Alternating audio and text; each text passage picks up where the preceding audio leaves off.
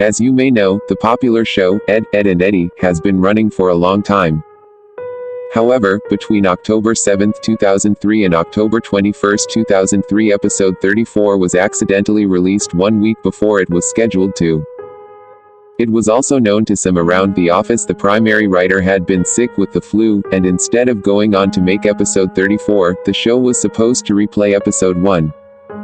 At 5 a.m. Eastern, people reported a very disturbing new episode premiering on Cartoon Network. Some children were unfortunate enough to see it. Apparently the quality of the episode was mediocre when held to the regular standards. Animation was choppy, sound was constricted and very muffled. Reports of a line running up and down, similar to a crappy VHS tape, were received. Scenery was described as overwhelmingly dark and depressing without changing props and other background objects, stormy looking. Characters also behaved oddly. Instead of the normal goofy, hijinks-inspired personalities, viewers complained they seemed extremely agitated, gratuitously hateful toward each other, and constantly about to begin sobbing after the lines. The protagonist also had a very bad lisp, no one knows why, but he spoke with a sexual tone and that further bothered the viewers. I was one of these viewers. The episode began with Eddy walking down the street with Ed. I noted that Ed was missing. There was an angular shot coming from in front of the two to show them walking toward the viewer. Eddy, was wearing the angry look he does when something goes wrong. His eyes were red around the iris. Ed looked absolutely forlorn and practically dragged behind Eddy, tears in his eyes, which were both lazy and looking in opposite outward directions. Kevin, the series antagonist, was riding his bike opposite of the Eddies, toward them. The shot became blurry and low moans were heard coming from Eddy before Kevin hit him, which never happened because the screen went to black. The screen then snapped back and Kevin was again headed toward Eddy. The view was so blurry this time all I saw was a green blob headed toward a yellow one. Again, the low moan, only this time it sounded like the microphone was broken and loud static came, greatly overshadowing the moan. A claymation sequence of Double D sleeping in Eddy's bed came up. Honestly, it may have just been the abruptness, but I jumped and shivered. Waking up and getting out of bed, he moved oddly around the circular room, the fast pitter-patter of footsteps being the only audio. The step sounds were very clear as I was shown a bird's eye of him scampering around the room. There were no visible doors. Ed began screeching. Sounded like a fisher cat, as he moved wildly around the cell of a room faster and faster until the screen began blurring again, the purple room's color swallowing a now orange blur.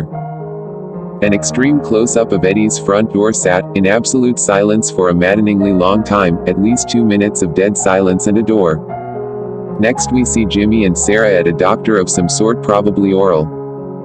Jimmy, obstructed in view by a hanging lamp, is crying loudly with Sarah trying to comfort him in an unusually warm fashion. "It hurts, Sarah. It hurts." Suddenly, the door of the room is smashed open by a new character, a dentist. His face wasn't shown because he was tall enough to be out of the shot. Sarah was escorted out of the room, Jimmy was shown. His headgear was mangled, the front bent upward, stretching his lip very high, tearing proportions. The front of his gums was trickling blood, and teeth were missing. The disturbing part was he had lost both arms and legs beforehand apparently, and sat a paraplegic. I almost cried as I came to the conclusion the others had beaten him up and bent his headgear. The camera stayed on his mangled face for a few seconds, still as a picture, silent as ever. Commercials came on. We are instantly assaulted with a very hairy Rolf in his darkened shed fisting the cow repeatedly. The visual loops and gets blurry again as the scene pans out. Naz is reading a magazine on her couch. The quality is now perfect. Eddy is now alone, without Ed. The quality declines worse than before and he is still walking, the sun now lightening the mood somewhat as he smiles and begins running. The door is shown again and we see through Eddy's eyes as he reaches out and opens it. His house is nice and bright but a very badly played violin is blaring, the only audio in this scene as he makes his way through the house. Eddy opens the door to his room. Johnny is shown under Naz's couch cushion as he crawls out on all fours in a comedic way and pops up behind her, still oblivious. I laughed because someone forgot to draw his eyes and I thought of a mole. Suddenly I stopped laughing as he starting swallowing her head, still in a cartoonish fashion of course, but this was different. He and she stayed like this until she started kicking and struggling. Johnny held her like this until she went limp. A zoom in on his face revealed extremely small, human eyes.